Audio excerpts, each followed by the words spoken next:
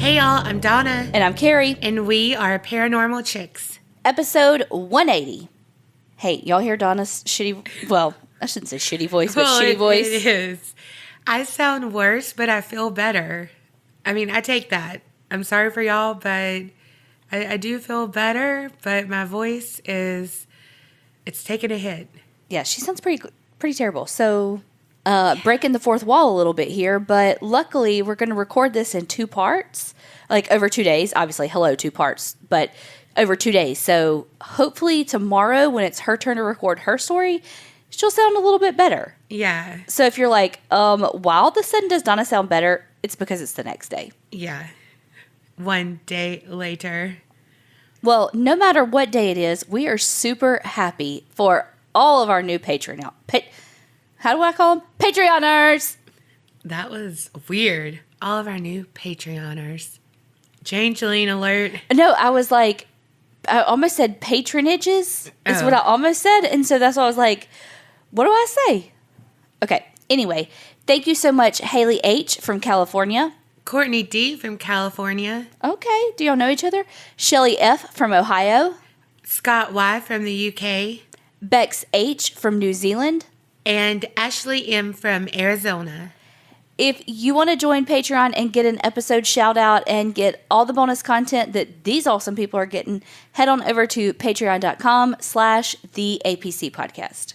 Okay, so since Donna's dying over there, and I think my story is kind of long, let's just jump right in. Alrighty. So Colby fucking loves movies, and I'm more of a let me just watch a TV show because I need to be able to get up every so often. I just can't invest that much time into one thing, right? He fucking loves movies. And he put on this movie called Lords of Chaos the other day. Wait, is this about the band? Yes. Okay, I do know about it. Okay, so it's got, which I was like, is that Macaulay Culkin's brother? And he was like, I don't know. And I was like, let's look it up. And it totally is. It's Rory Culkin. Yeah. Rory Culkin is a super hard name. Like, Culkin is a hard last name, and then you're going to put Rory with it? Yeah. I mean, no shade to him. I mean, it's a nice name. I could never date him, though. No, you would literally, couldn't even be his friend. Or you would just have to call him, what's up, Roy? Like, you would never be able to say his full name. I would have to just say, what up, boo? Because I couldn't get anything out. Hey, you. But he's on the cover. I know what it looks like. Well, Colby puts this movie on, and I come in after he's, watched a little bit of it, and I was like, wait, what is this? And I start watching it, and, there's some scenes, because it's based on true events, and, of course, you said it's about a band, and it's about a band called Mayhem that is a black metal band from Norway. And so, being a black metal band, they kind of twist some of the stories to make them look a little more badass and a little darker and a little against mainstream.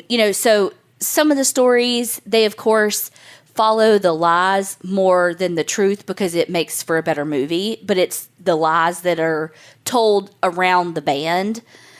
But, I mean, there was a moment in the movie where I was like, I can't watch this. And, I had to leave and, go do something. Well, I got a new vacuum cleaner from our salvage place. So I was, vacuuming. Well, I came back later, and it was kind of getting towards the end of it. And it was I was entranced by it. But now I cannot get this movie out of my head. Because you remember how with the Joker, I said it just had such a deep impact on me. And that's how this movie was. And so I was like, I got to do this story. I just want to say that now I think you should watch the movie because it was a good movie. And I was just like, whew, holy shit. And it's based off of a book called Lords of Chaos. Mm-hmm. I think Ashlyn, she mentioned this or she suggested this. Oh, well then damn, 2 weeks in a row. I might be completely off on that though. So, all that to say, content warning about the story. 1, I'm going to fuck up names. They're Swedish. I'm going to fuck them up. And 2, this is a very, very dark story to me. And there were a lot of aspects of this story where I was just like, holy shit. Because again, it's kids in a black metal band who are intentionally trying to get that shock factor. And so there are a lot of aspects of the story where I was just like, holy shit. And the story deals with a lot of issues surrounding mental health. And again, I mean, this could even be a trigger warning, death by suicide and that kind of thing. So just know that this is a very heavy story. So if you can't listen to this week, please stick around for Donna's story or just skip this episode entirely. Because again, one more time, it was a very heavy story to me. Okay, so this whole story begins with a guy by the name of Oystein Arshat. I think is how you pronounce it. I literally have listened to it like 10 times and my mouth just doesn't make that sound. But he goes by the stage name Euronymous. So we're going to call him Euronymous basically the rest of the episode. Euronymous was the co-founder of the band Mayhem, which was a Norwegian black metal band. And the band started in 1984. From what I can kind of gather, the scene of black metal was growing, but it was still kind of like this subculture where there wasn't a lot of like people like producing the music and mainstream success, obviously. And so to grow a band, it was a lot of word of mouth, connecting with other bands, like local shows type things. Euronymous started the band with Kjetil Mannheim and Jørn Stubberud. So Jørn was a bassist, and he went by the nickname Necro Butcher. And so that's what we're going to call him throughout. So basically, Mayhem, the band, went through a couple of different members of the band, but eventually they met a guy by the name of Perrin Olin, who went by the name Pell, but also went by the nickname Dead. And Dead was his most common nickname, and so that's the one we're going to call him as well. Dead was a vocalist for another Swedish death metal band, and eventually, long story short, he ended up becoming the vocalist for Mayhem. Okay, so the movie was kind of from the point of view of Euronymous, and so it definitely painted him in a much better light than I think he actually was. Like, he was actually a pretty shitty guy. And from what I could tell, Euronymous would really pick on Dead and, you know, basically bully him some as part of the, like, kind of welcome to the band kind of thing, which is not a thing. Don't fucking bully people. But just to kind of give you an idea of Dead and just his personality. So when he was applying, if you can, to the band Mayhem, he sent them a letter with his demo. And along with all of that, he sent them a crucified rat. What? Yeah. No, thank you. No, I don't want anything dead, and I certainly don't want a rat. No. I don't think that really anybody actually liked Euronymous, but it seemed like he kind of was the one with the money. I don't know. That's just kind of my perception, and I literally have nothing to base that on, but that's kind of my perception. In 1991, the band, they needed a place to be able to practice their black metal, right? I mean, you're not doing it like in the middle of town in a fucking apartment complex, right? So Dead, Euronymous, and their new drummer, Hellhammer, all got a house together in the woods. This was a place where they would practice and party and all the things. At first, they say that Euronymous was pretty straight-laced, if you will, in that he didn't drink, he didn't smoke, he didn't do drugs, he didn't do any of that, whereas Dead was the opposite. When he was little, he was born with sleep apnea and even had an accident where he had some internal bleeding because his spleen had ruptured and was like dead on the table, and they brought him back. So he just like lived this wild life. Like, he had literally looked death in the face and was like, well, I've looked in the face, here I go. So he partied a lot, and I think that was some of the conflict, but eventually Euronymous started partying himself. The band was starting to get a bit of a following because they were so over the top. So Dead and Euronymous painted white makeup on their face with like black paint too, and they called it corpse makeup because, of course, they wanted to make them look more Dead-like and black metal-y and, you know, all the black leather and spiky belts and all the things. Dead was all about the shock value. Before a gig, he would bury his clothes so that he looked more corpse-like, and then he would kill a bird, an animal, a little animal of some sort, and put it in like a brown paper bag, and then like huff the bag before the show, so that he could like exhale death during the show. What? Yeah. Okay, one, burying your clothes, that seems very extra work. Well, and I think too, sometimes he would bury it with like a dead animal too. Wow. But that could also be like, some of that could be extra, yeah, for stuff too. Like but sensationalized it. Right, but I mean, he was literally dirty on So stage. he can exhale death. Yeah, like he wanted like death in his nostrils to be like on his breath, basically. Oh, that's so gross. Yes. Did he have a girlfriend? I don't know. Because I would just be like, instead of, have you smoked? Like, you better go brush your teeth. Have you smoked? Go brush your teeth. Have you inhaled death? Go brush your teeth. Go wash your face. Go scrub your nostrils. Go brush your teeth. Ugh.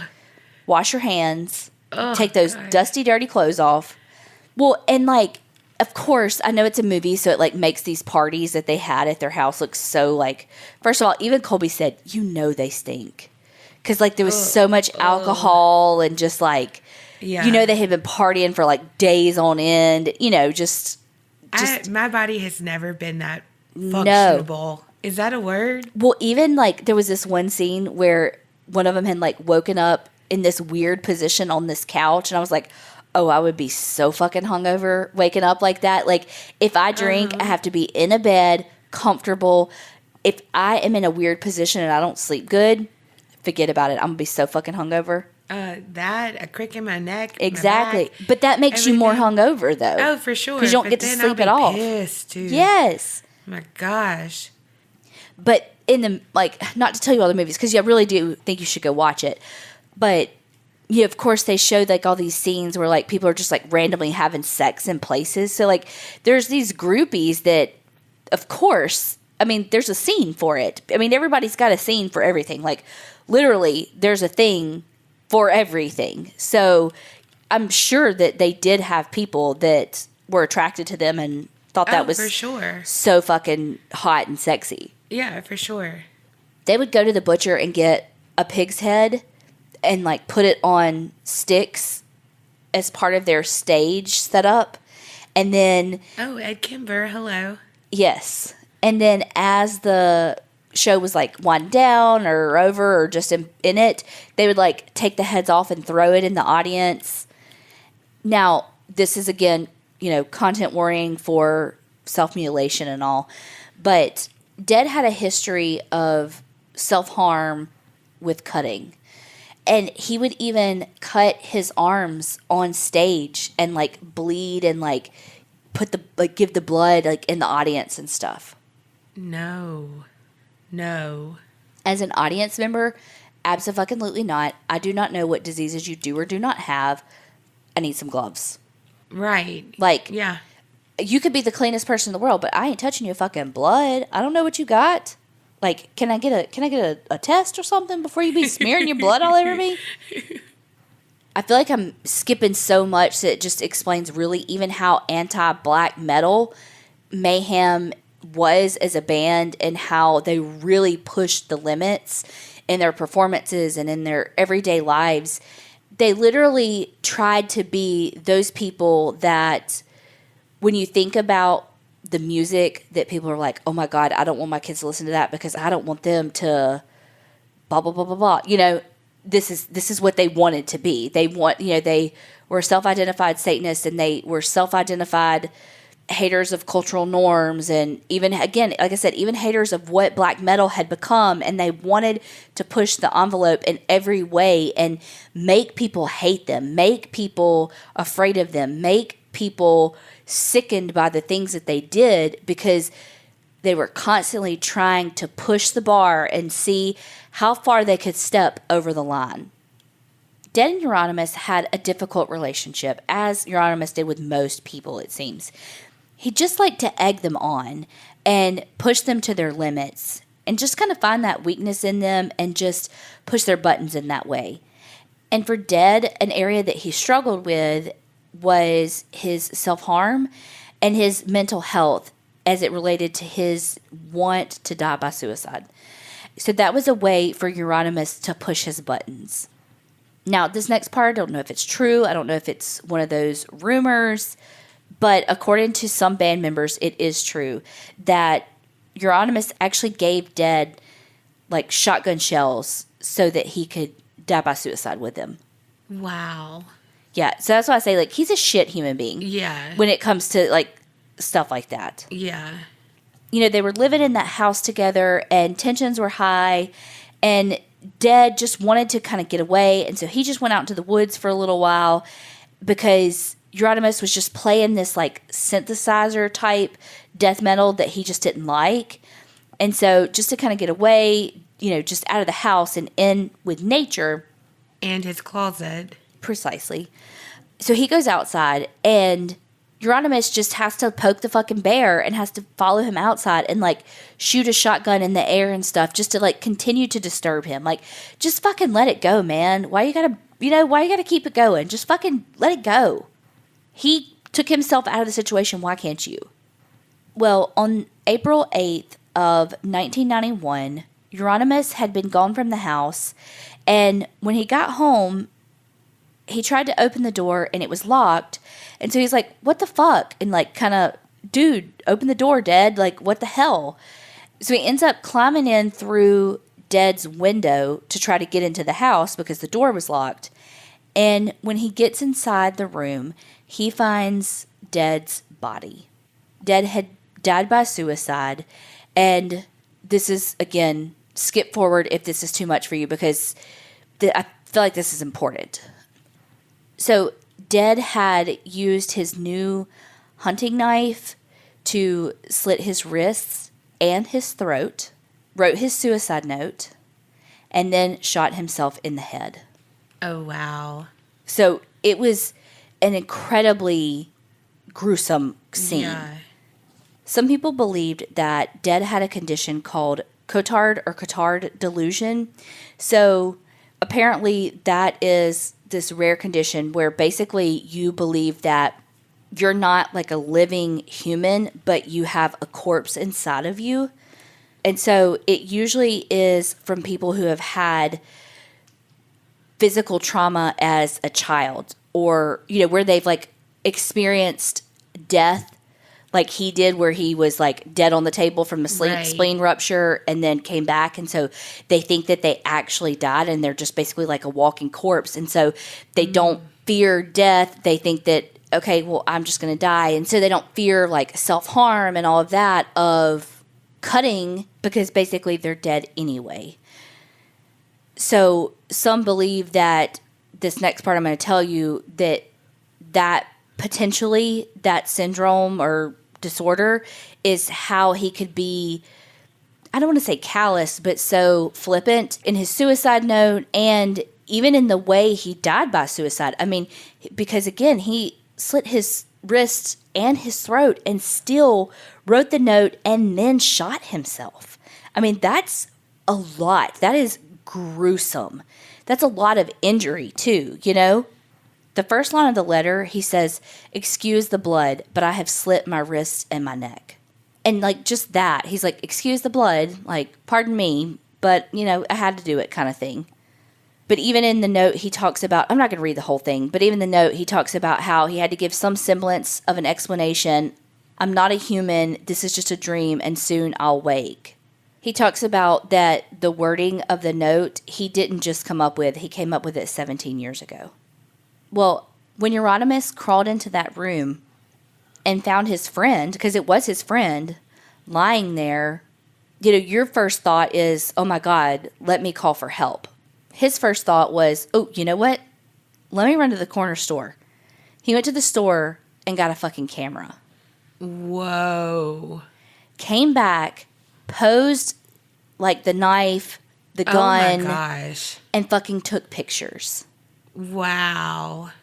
Now, this is another rumor that was later confirmed by band members, but I'm not really sure exactly what part was confirmed, but I think it's the latter, not the first. So, allegedly, Euronymous made a stew with part of Dead's brain.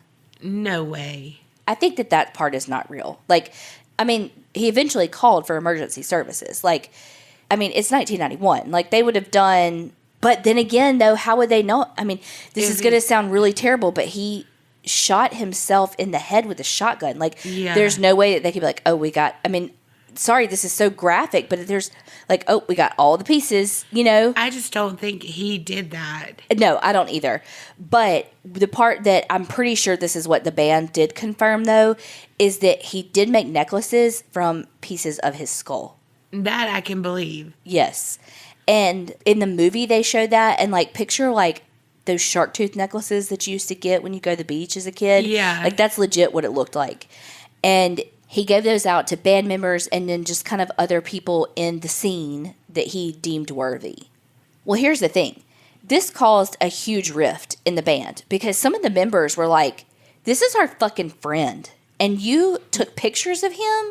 Right. Like the necklace and the, like, you're using this to further the band and to make us look cooler and all this stuff. And you're a douche canoe. Right. Yeah. And then some people say that when Dead died by suicide, it was like a changing point for Euronymous. Like, he became more obsessed and more into the black metal scene. And just with everything satanic and evil and pushing the envelope even more than he and Dead already did. But satanic in, not in the real satanic way, but in the satanic in the... fake satanic way. Yeah, in the shock value. Right. What everyone believes Satanists are. Yeah, in the like, I'm going to be this dark black metal music and I don't want these square parents to want their kids to listen to me way. Right. Not in the, I'm an actual practicing Satanist way. Right. Correct. Necro Butcher, even later, was the one that was the most vocal about how fucked up it was how Euronymous handled the death of Dead. And like I said, it caused such a rift that Mayhem was only left with the drummer Hellhammer and Euronymous, who's the guitarist. And so I'm not sure at what point this happened, if this was before the members left the band or if this was after. But eventually the pictures were, of course, leaked on an album cover. And that had part of his suicide note on the album cover.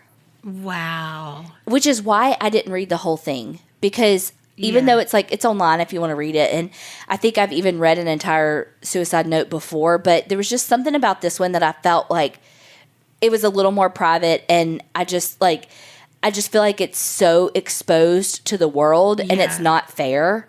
It's not like he's some criminal that... He's not a fucking Ariel Castro that died by suicide in prison to avoid his sentence. This is someone who was hurting and in a bad place. Like, I would have no qualms being like, this is all the things that Ariel Castro said. You know, but this, I just feel like his death has been used enough. Eventually, Euronymous and Mayhem moved on. Euronymous eventually opened a record store named Helveti, which is, I think how you say it, but it's the Norwegian word for hell.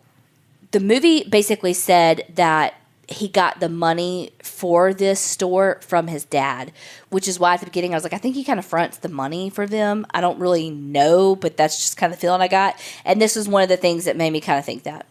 Okay, so this store was in Oslo. Now, eventually, Euronymous starts putting the pieces back together and making the band again. And that's when Christian Vikrans, who's also known as Varg, enters the picture. Varg's background is a little unclear because, again, he's going to want to make himself look way more badass than he actually is. But his mom did back up some of it. So apparently his dad was a lead with an iron fist type of guy. Varg says that his family lived in Iraq, specifically Baghdad, when he was 6 years old for about a year. Now, he says his dad worked for Saddam Hussein developing a computer program. His mom does confirm that they did live in Iraq for about a year, but none of that worked for Saddam Hussein business. Which I guess, would you confirm that if it was true? But I don't think it's true. Now, when they lived there, allegedly Varg went to an Iraqi elementary school. And that's where he became, quote, aware of racial matters. Because all the other kids would get disciplined and he wouldn't. And they said it's because, this is what they said, it's because he was white, they wouldn't discipline him, whereas they would the other kids. Now, he has stories, like specific stories that he says he can remember of getting in arguments with teachers and the teachers not disciplining him because he's white and blah, blah, blah. But long story short, old Varg grew up to be a big old piece of shit himself, and he is a neo-Nazi Satanist in the same way that Euronymous is a Satanist. So in 1992, that's when he joined the band Mayhem as a vocalist. There's a lot of stuff, too, I'm not really getting into about how, like, records were released when they said they were going to cut people out of it and put people in, and, like, I'm just not getting into all that. Now, Varg and Euronymus had not the same dynamic as Euronymous and Dead, but a toxic one nonetheless. They both tried to outdo one another, especially as it came to their, like, black metalness. You know, that's not a thing, but you know what I'm talking about. They wanted to see who could outdo one another, who could be more over the top, who could be more sadistic, who could be more outlandish, who could be more shocking, who could be more, all those words. It seemed like they would do things to one another to push that envelope back and forth to one another. Once Varg joined the band, they started having church fires in Norway. The first one was June 6th of 1992, and by January of 93, there were at least 7 other church fires, like arson attacks on churches in that area. And it was all these guys. Because of their Satanist beliefs, they were attacking churches. Wow. One of the churches that they burned down was built back in like 793. Holy fuck. Like, it was a landmark. Yeah. Like, it was a big fucking deal. Yeah. And while all the other churches were a big deal, this is the one that was like, wait, what church got burned? Yeah. Can you imagine just that sickening feeling when you find out that that is the church that they burned? Gosh. For no reason. For no reason. Because it's not even their actual beliefs. Right. Well, I get a little confused on the timeline, but eventually Varg does an interview with a journalist, like anonymously, but also he had already been, like, one thing said that he had already been arrested for the burnings because they assumed it was them, but they just didn't have the evidence, so it ended up being dismissed. And through the interview, basically, he was like, yeah, I did it. It wasn't Euronymous. He keeps trying to say he did it, but he didn't do it. It was really me. Like, it was this competition. Uh-huh. And at that church that was like the church that had been built so long ago, Euronymous was there because that was part of their battle where he was thinking that, oh, Varg's one up in me. Oh my God, he's doing all these arsons. People are going to think he's way more badass than me. I got to be there for this church to make sure that they think that I'm the one that did it so that I'm the badass one. Wow. And I'm like, meanwhile, now you're just going to fucking go to prison, you dumb fuck. God. Another thing I read timeline-wise made it sound like, okay, he did the interview. Police were kind of thinking it was him. He did the interview, and because of the interview, police arrested him for like a week. And while all that was going on, Euronymous actually had to close the record store because of all the bad, basically, publicity because of them fucking committing arson on these iconic churches. Yeah, that's what heinous crimes get to you. Exactly. That's what should happen. Right. Y'all got canceled. So basically, from there, they couldn't keep Varg because they didn't have proof, yada, yada, yada, so they let him out. This seemed to kind of be the last straw for the relationship between Varg and Euronymous. And they decided that they needed to go their separate ways. And so Euronymous had a contract drawn up to sever ties, like end their relationship with the band, like, let's end this, we're done. End the partnership. Euronymous had sent it to Varg for Varg, like, here, you sign it, like, let's be done with this. So, on August 10th, 1993, I know, 2 days from your birthday. Okay, thank you. She wasn't gonna say it. Until fucking Smoking Sisters from The Simpsons over here leaning in trying to talk.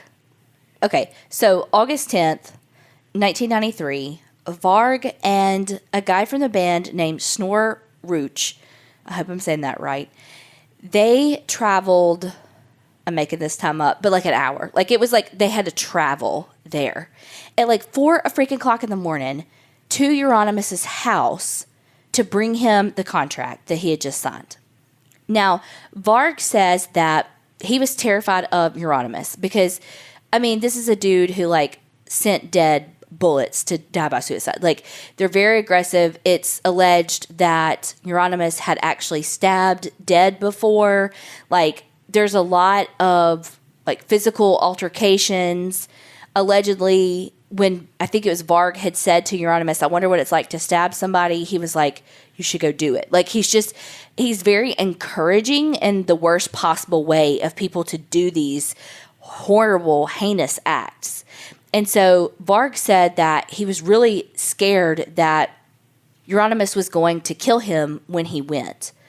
Because he had also heard that Euronymous had a plan that he was going to tell him that he's got this contract for him, get it drawn up, and then when he came to give it to him, he was going to tase him and, like, subdue him and then stab and kill him. And he had heard that from multiple people, that was Euronymous' plan. So when he went there, he was scared. So meanwhile, why the fuck are you going at 4 o'clock in the morning and going to meet him at his house? Like, why not, like, I don't know, meet at a coffee shop? Like, why are you doing that? But I digress. So when he knock, knock, knock, Euronymous answers the door in his fucking boxers. Varg goes in and they start arguing. Now, this is one of the parts of the movie, other than the scene with Dead's death, that was really, really hard to watch. Because what ends up happening is Varg ends up taking a knife from Euronymous' kitchen and starts stabbing Euronymous. Now, the part of the movie that shows this is supposedly pretty accurate as far as, at the very least, the stabbings, because they said that they took the autopsy and recreated that based on the autopsy. Now, one thing said that, from what I read in all the articles, his body was found in his apartment, and then in the movie, he wasn't found in his apartment. So, there's obviously some theatrics to it, but the actual killing is supposed to be pretty accurate. There was another part that just stood out to me. So apparently Varg, he didn't drink at all. Like, no drugs, no alcohol, nothing. But he really liked milk. Picture, like, Norwegian Ovaltine, whatever their, like, brand is. And there was just, like, a scene in the movie where he was just, like, stirring that and drinking that. And it was just very, like, I just remember that scene. And then when I read that that's what he was, like, known for, he didn't drink, but he did drink that milk. And so he would just be, like, walking around parties where everybody's, like, rah, partying, drinking, going crazy. And he's just, like, got his Norwegian Ovaltine, And I don't know, that just really stood out to me in the movie. And that was even before I knew that detail. And now going back, I was like, whoa, And, like, the milk part was at a pretty climactic part in the movie. And it was just like, let's pause and drink our Ovaltine. And it was just like, damn. It was just that sadistic evilness all in all, Varg stabbed Euronymous 23 times.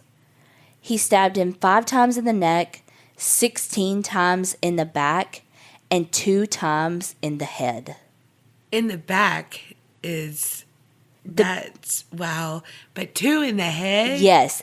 The back, it's like he's either laying down and not a threat to you, or he like ran and you chased him and stabbed him. But the ones in the head are just like, that's fucking gruesome. The attack and the screaming and all was so loud that it was enough to wake the neighbors for them to call for help. Golly. It's just like, in that moment, I know you're not thinking about this because you're being attacked and all of that, but it's just like what you're feeling right now is what you made so trivial over dead. Yeah. You know, like, he was so cavalier about everything and so whatever. And it's like, no, you're screaming and all of this is painful and all of the, you know, like, this is real. And you made it a staged thing that was on your cover art that you conveniently leaked. You know what I mean? Exactly. And even encouraged someone else to do to others and to themselves. Well, longer story short, police ended up arresting Snor Rooch as an accomplice because he was like basically the getaway driver. And they did end up catching up with Varg. And when they found him, he had 150 kilos of explosives and 300 rounds of ammunition in his house. They say that he had plans to blow up this like leftist organization as part of like his white power bullshit. He had gotten rid of his clothes in a lake on his way home. And so when he was arrested, basically they tried to plead not guilty, that it was self-defense type stuff. And he said that, you know, again, like I said, he had heard and he knew that Euronymous was going to attack him, and that a lot of those wounds, because it's like, okay, yeah, but 23 stab wounds, dude. 23 stab wounds. And he was like, oh, that was from some broken glass he fell on. Sir, broken glass does not cause stab wounds. They may cause a puncture wound, but not a fucking stab wound. That's not how this works. That's not how any of this fucking works. So the getaway driver got 8 years in prison, and Varg was found guilty of murdering Euronymous and the arsons for 4 of the churches, and he was sentenced to the maximum sentence available in Norway, which was 21 years. Oh my goodness. 21 years. 21 years. Wow. Yep.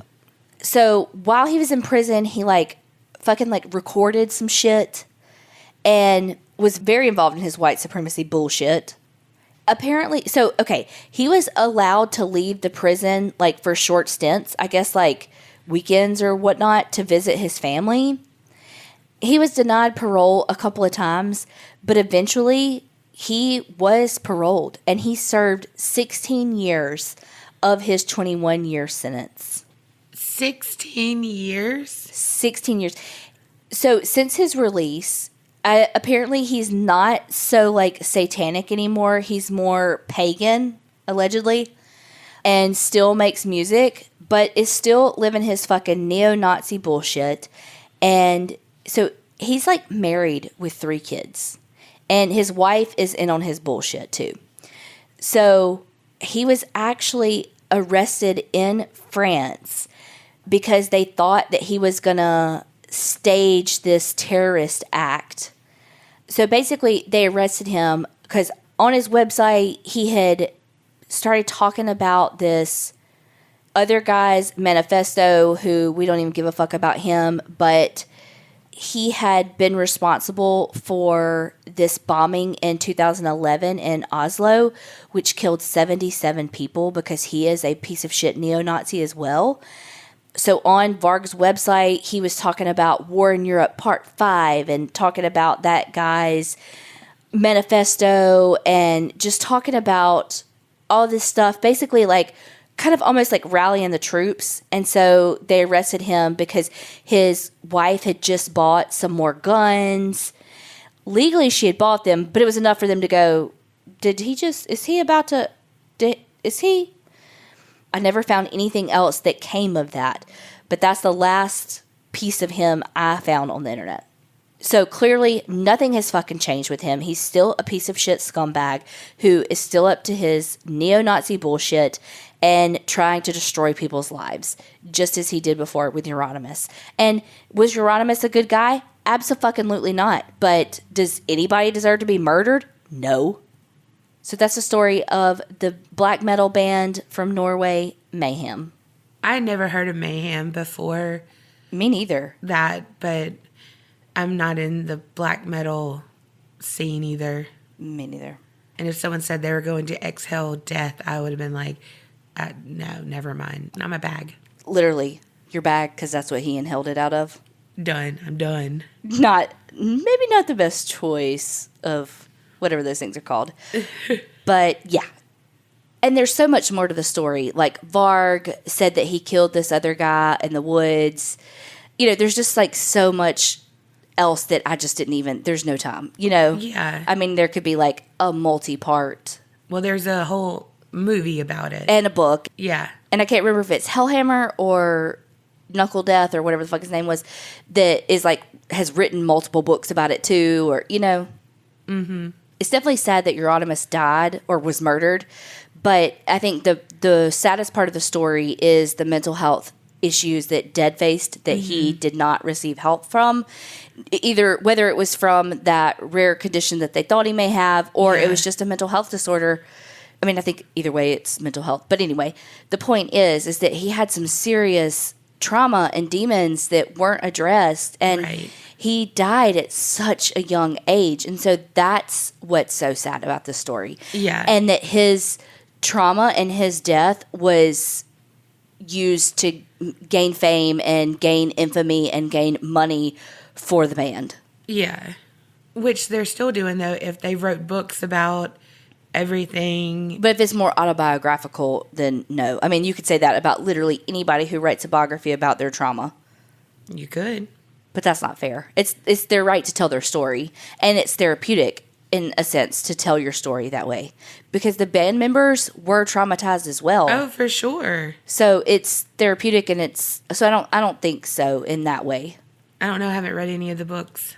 So But just conceptually, though, I mean. Yeah, but I'm just saying I haven't read them, so I don't know what kind they are. Okay, well, with the heavy-ass story of Kerris, we're doing something a little lighter, kind of, because I'm doing a cryptid. Okay. So does it sound like your voice? Probably. That's like how I picture the cryptid would sound, like if it was like a creepy crawly, like, that's probably how I would sound. Well, it's not. It's not creepy crawly. I'm talking about the Honey Island swamp monster. This is a cryptid that's actually one of Creep Mom's favorite, I believe, but I could be wrong about that. So first off, you hear swamp and you know it's going to be local to us somewhat. Well, the Honey Island swamp is in St. Tammany Parish, and it's basically 20 miles long, 7 miles wide of marshland. It's located in the Pearl River Wildlife Management Area, and it's known, according to Wikipedia, to be one of the most pristine swampland habitats in the United States. This is because it's one of the least messed with swamps in the country, so pretty much it's like still in their original packaging. It's known as Honey Island due to all the honeybees that were seen around the marshland at one time. I have wanted you to do this one so bad. Do you remember when we went to the Audubon Zoo not too long ago and they had like a exhibit that would have been him and like what he looked like? You don't remember me sending you that picture and be like, look, it's the Honey Island Swamp Man. Like, I want you to do him. I don't. That's funny. I don't remember that. But did you fall for it like you fell for the Snuffleupagus one? I hate you so much.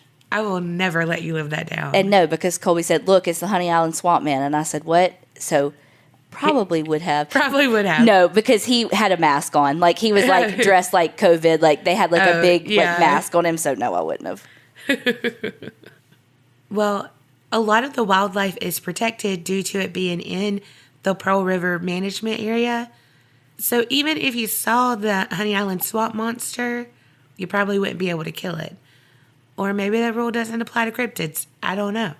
So, of course, it's called the Honey Island Swamp Monster because due to the location, it's been spotted. But it also gets its name, or it lives up to its name, from the large, wide-set amber / honey eyes that the creature has. It's believed to be around 7 feet tall or a little bit taller, around 300 to 450 pounds, and has long grayish hair on its body and head. And sometimes I guess he gets fresh snips in the summer because his body hair is a little shorter than what's on his head. Maybe he, like, sheds like a dog. Maybe. But Marley doesn't get shorter hair because she sheds.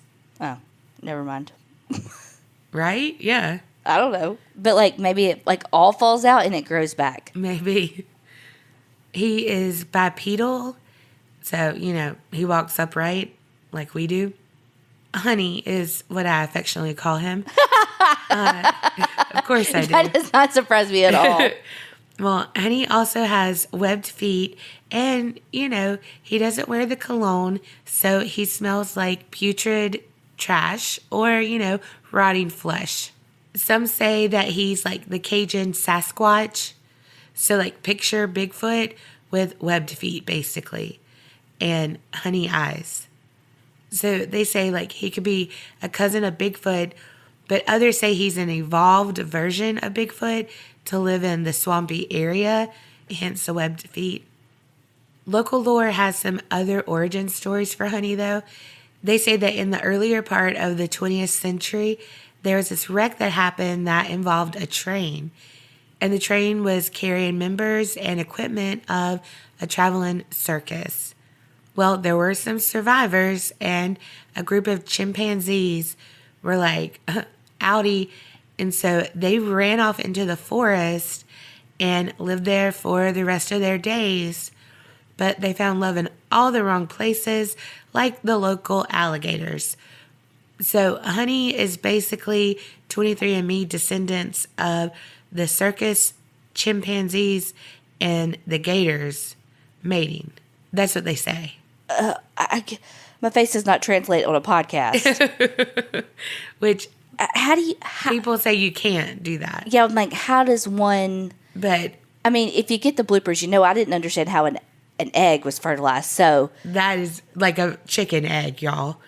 So, how does one alligator and chimpanzee do that? I don't know, but I know that when you want it, you figure out a way. So the heart wants what the heart wants. Now, another origin story is that Honey is actually Latish, ? On that pronunciation, which is what indigenous population had as a folklore. It's thought to be an evil, dangerous creature who could live both on land and in water and was a meat eater. And it's thought to have an origin story as being an abandoned child who was raised by alligators in the swamp. So like Swamp Book, not Jungle Book. One of the things they said that the Latish did was swim in the swamps and overturn boats of unsuspecting guests in the swamp. To that, some kids just don't have any manners. Oh, Jesus Christ. You wrote that down, didn't you? I did. And just like the Latish, Honey is thought to be a meat eater, and he's always been accused of killing and feeding on the livestock and children. Like wild boar and children. How that got lumped in, you're questioning it too? Yeah, I'm like, that's a very different palate. Right. It's like, ugh. I'll have some caviar and, well, I can't think of anything else. But you get the point. Yeah, I've never had caviar. I would never have caviar. So I don't even know what that would be. But, like, I'm talking about, like a fancy food. Yeah, no, I know. And then being like... Everything that's I'll have some fancy. caviar and some Vienna sausages. Okay, both are gross. And so I would be like, oh, I could see that person eating that then. But you know what? I'm just not meant to be rich. Because all the fancy food, nope, not for me. Okay, so back to honey. There's 2 major sightings. The first one was in 1963. 2 men were searching for an abandoned campsite or cabin, like you do. But they were in a plane looking down, searching for the cabin. And they were in, you guessed it, the Honey Island swamp. Well, the men were Harlan Ford and his friend Billy Mills. They saw this clearing and then they saw some movement. And it was a creature unlike anything they had ever witnessed before. They held eye contact for just a moment and then it rushed away into the underbrush. Harlan was interviewed later and he said that it was ugly and sinister and looked like something out of a horror movie. I think they were shooting some B-roll for a documentary about that abandoned campsite or cabin or whatever, but it was with the Super 8 camera. And they caught Honey on video when they were dragging some wood back to their campsite that afternoon. They went a little ways down from that place because obviously that wasn't the site for the cabin, but the Honey Island Swamp is huge. So it was still in that same vicinity. Well, they first saw Honey on all 4s and they thought it was like a big boar or something. But then when they were talking about it, like, what the fuck are we looking at? What is that? The creature stood up on 2 feet and then took off. And that's what they have on camera. Well, then they returned a couple of years later in 1974 during a duck hunting trip, and they realized that they were back in the Honey Island swamp. That's also when they noticed that there were some wild boars around that were dead, and they had their throats like torn out. Shit. At first glance, they were like, damn, those gators did the boars dirty. But then they were like, wait, we're really not by any water. We're not super close. So they kind of looked around for any evidence as to what might have done that to the boars. And that's when they saw a footprint. Well, several footprints. By one of the boars, there was this 10 to 12 inch footprint that they describe as being webbed and having 3 claw-like toes on it. So they were like, okay, let's get out of here. And that seems like the smart thing to do. However, they weren't leaving for good. They told their family about like what they had come across and all of that. And they decided to go get some stuff to make a cast of the footprint. Because again, it was unlike anything that they had ever come across. They needed receipts. Right. So later that afternoon, they trekked back over to the spot, found the footprint again, and made a cast of it. And that was the only 2 times that they had any kind of dealings with Honey. But there was another man, Ted Williams, who said he has encountered the Honey Island swamp monster before, actually several times, and he has reason to believe it's not just one. See, Ted was a fisherman, and so he lived and worked in the swamp for most of his life, for years. The first time he encountered the creature, Ted said it was standing so still he thought it was a tree or something. But then this tall-ass thing moved. And he said it jumped over the water, ran past him, and then it disappeared in the dense brush. But he said even though he freaked the fuck out, not his words, but even though he was scared, it was really just because something was there that wasn't supposed to be there and it startled him. But he didn't feel any aggression or anything coming from Honey.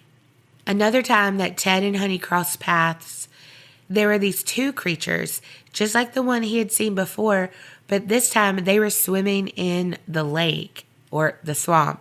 They were swimming in some water that I wouldn't get in. You don't get in anything other than a swimming pool, so. Exactly. So it was natural water there. Well, he said they had really long arms and they swam like a human, like doing the same like strokes as a human would. During an interview, he said that he could have easily killed them, but they seemed too human-like and that they didn't want to do any harm to him, so he couldn't justify killing them. It is said later on, though, that Ted went out to check his gill nets. And just kidding, like I wrote that because I watch Alone, that show on History, and they always talk about checking their gill nets and traps. And look, I watched the show. I could never be a fucking contestant ever. And so I don't know, it just reminded me of that. But he really did. He went out to set trout lines. So kind of like gill nets, sort of. Not really, but kind of. He went out and was never seen again. Oh, shit. Dun, dun, dun. So maybe they did want to harm him after all. Maybe they said, I'll eat whatever doesn't eat me first. Right? He should have ate first. Another eyewitness is a man named Perry Ford. He heard honey, and he said that it screeched like an owl, but it was deeper and it sounded stronger. Perry also said that dogs picked up on the scent and started to hunt the creature one night while it was circling his tent. He said that the creature kept making that noise and stuff, and he could hear it moving. So around daylight, when he was brave enough to go outside, there came a pack of dogs that made their way to his camp too and were circling it over and over like they were smelling the creature. And then they left and disappeared in the woods like they were, again, like running after that creature. But then there were two guys named M.K. David and J. Michael, and they wanted to do some investigating of their own and shoot some like B-roll for their documentary. So in 2003, they made their way downtown, just kidding, but to Honey Island Swamp. However, their plans were thwarted by the locals because they told the guys everything was a hoax. Honey was just like a local joke. They said that Harlan Ford and his friend Billy used a shoe with 3-toed attachment to it to produce that footprint mold, and that the shoe had been found. Oh, shit. Yeah.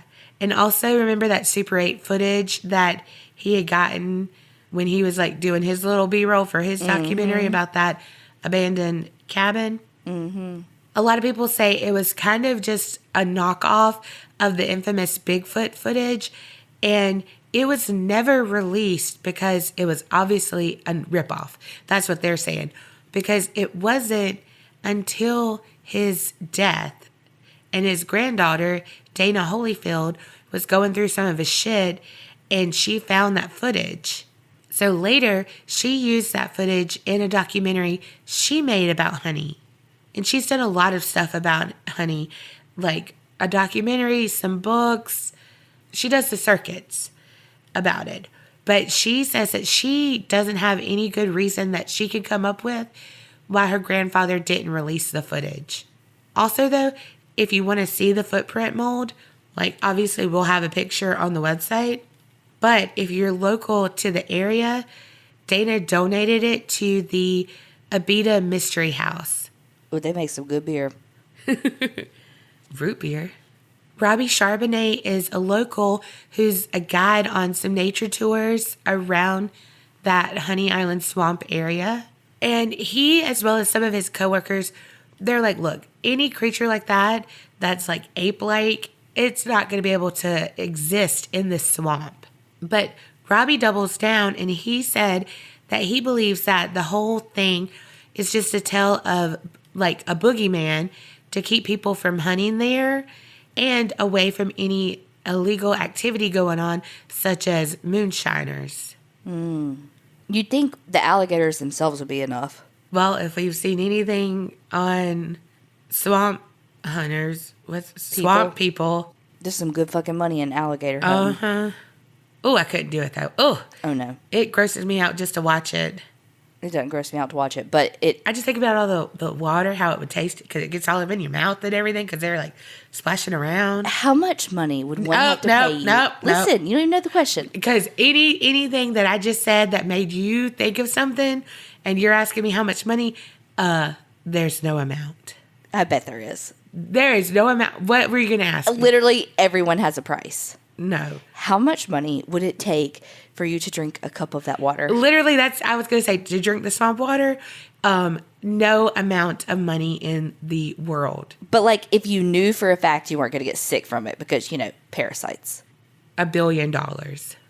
For $1 billion. See, there's a price. Yeah, but Everybody I has would a have to price. know for sure when I was getting $1 billion, it's not just like Kerris says she's going to pay me $5 to stick my finger in a light socket.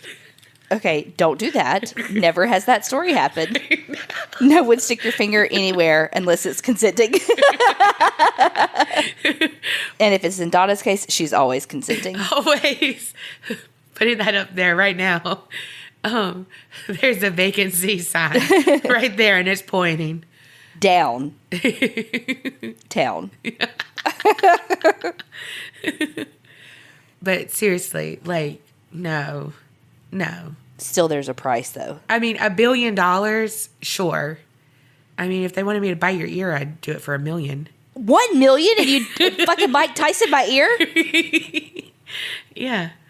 What the hell? I could do some little rubbing alcohol on it real quick and then just... Who, you think you're a piercer now? What is wrong with you? Give you fucking strep throat and you think you rule the world.